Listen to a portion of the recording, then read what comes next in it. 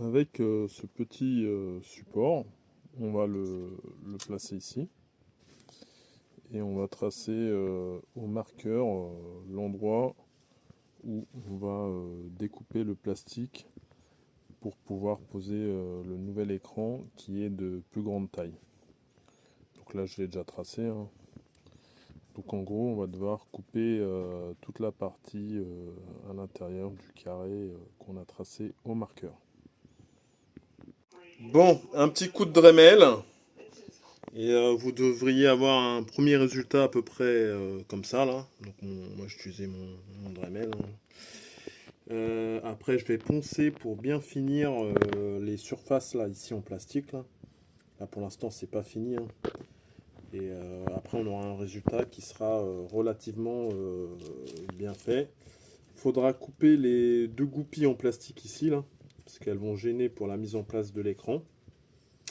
Je vais vérifier, celui-là j'ai un doute. En tout cas, il y a ces deux-là à couper déjà, ça c'est sûr. Donc, une fois découpé, vous allez obtenir quelque chose d'à peu près comme ça, là.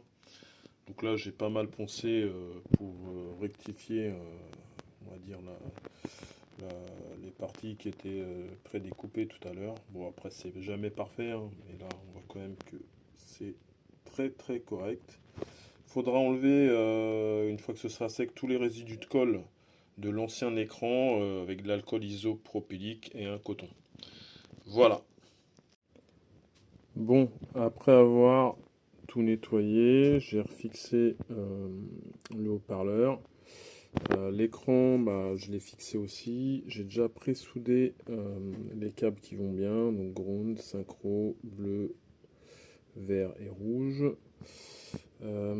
Sur le contrôleur, j'ai soudé les câbles qui vont servir à contrôler le contraste. Donc voilà, c'est ces trois différents points. Bon, il y a des étapes que je n'ai pas montrées, mais c'est pas grave. Là, on a l'écran qui est installé. Oula, tout se barre.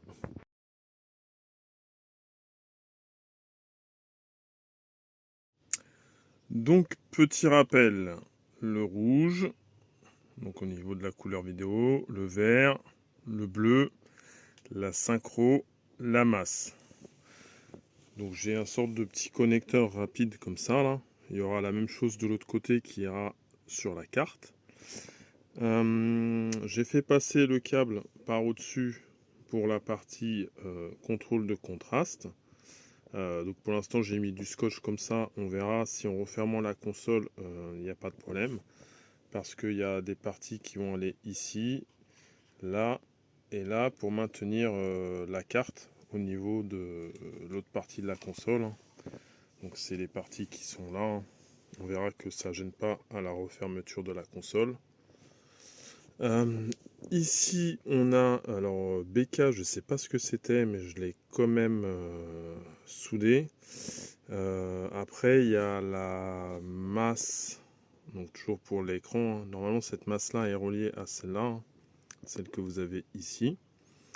Ça c'est l'alimentation 5 volts pour allumer l'écran. Et pareil, c'est un petit connecteur comme ça que j'ai mis. Après, vous pouvez faire ça directement avec des câbles. Là, c'est pour si on a besoin d'ouvrir la console, c'est plus rapide de déconnecter des connecteurs comme ça que des câbles qui sont soudés à la carte qui est ici. Donc pour l'instant, le projet est un peu en stand-by, hein. Alors là, je ne vous ai pas montré le montage de l'écran en dessous là du support. Donc ça, c'est le support de l'écran. Il y a du scotch double face qui fait tout le tour pour accrocher le support de l'écran. Après, j'ai un autre support ici qui tient la carte électronique. Alors pour l'instant, tout n'est pas fixé, hein, c'est ce que je vous disais avant. Parce qu'il y a un petit problème technique qui est arrivé et que je vais essayer de résoudre. Donc on a remis le haut-parleur. Voilà.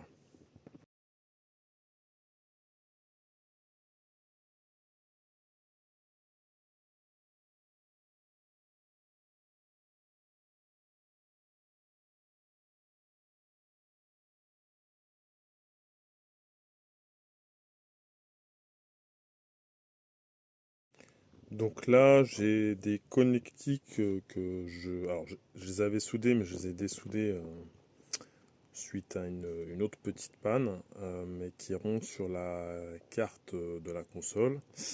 On a une nappe aussi comme ça qui est reliée à un petit support comme ça, sur lequel, alors il faudra bien faire gaffe hein, quand vous soudez, hein, regardez bien les schémas où sont disposés le rouge, le vert, le bleu, la synchro et la masse sur votre console. Soit vous passez par ce type de câble, moi je trouve que c'est plus simple, ça évite de souder plein de câbles sur la carte de la console.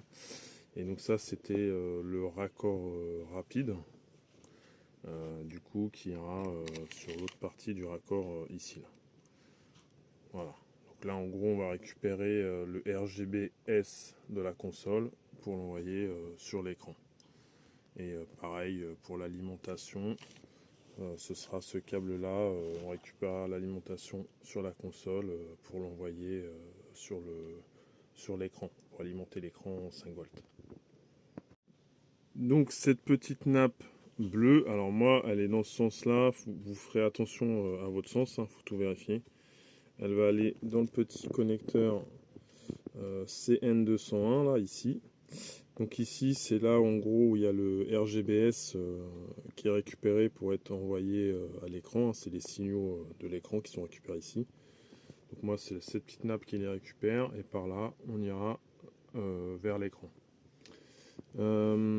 Après pour l'instant j'ai tout dessoudé donc c'est compliqué de vous montrer. Là le point, alors qu'est-ce que j'ai fait de mon support, il est là. Donc le point, donc c'est le troisième, celui-ci c'est BK. Le 5 volts il sera récupéré ici. Alors attention, moi ce qui m'est arrivé c'est que j'ai trop chauffé la soudure ici là, parce que j'avais du mal à faire fondre la soudure, donc j'ai mis le fer un peu trop haut. Et là, à force de chauffer, je pense que, c'est presque sûr, hein, que j'ai cramé ce transistor. Donc ce transistor, en gros, ici vous allez avoir l'alimentation qui arrive direct par là. Moi, je peux pas vous montrer tout le schéma là parce que c'est planqué, mais en gros ça va arriver là. Et lui, il sert à transformer la tension de, alors ça dépend ce que vous avez, hein, c'est entre 7,5 volts voire 10 volts, hein, j'ai regardé sur mon chargeur là tout à l'heure. Donc c'était peut-être un peu trop d'ailleurs, mais bon bref. Et en fait ici ça va transformer la tension qui rentre là en 5 volts ici pour alimenter donc l'écran mais aussi toute la partie de la console. Donc moi ici l'alimentation ne passait plus. Le composé HS, hein, donc j'en ai recommandé, je vais remplacer cette pièce. La console marchait avant en gros que je bidouille ici et à force d'avoir chauffé, dedans de ce que j'ai cru comprendre il y a de la silice ou du silicium, enfin bref. Et si on chauffe trop, ce matériau il fond et du coup ça se met un peu en gros en court-circuit quoi. Voilà, en tout cas ça dégrade le composé quoi. Le composant pardon. Les masses, vous pouvez récupérer les masses alors là et ce point là. Après il y a les points ici, mais comme il y aura les caches métalliques qu'on va remettre, je vous déconseille de souder là. Donc sachant que j'ai une masse sur la partie vidéo ici à souder et une autre masse sur mon câble d'alim là qui est là. Moi je vais prendre les deux points que je vous ai montré, donc là et là. Voilà.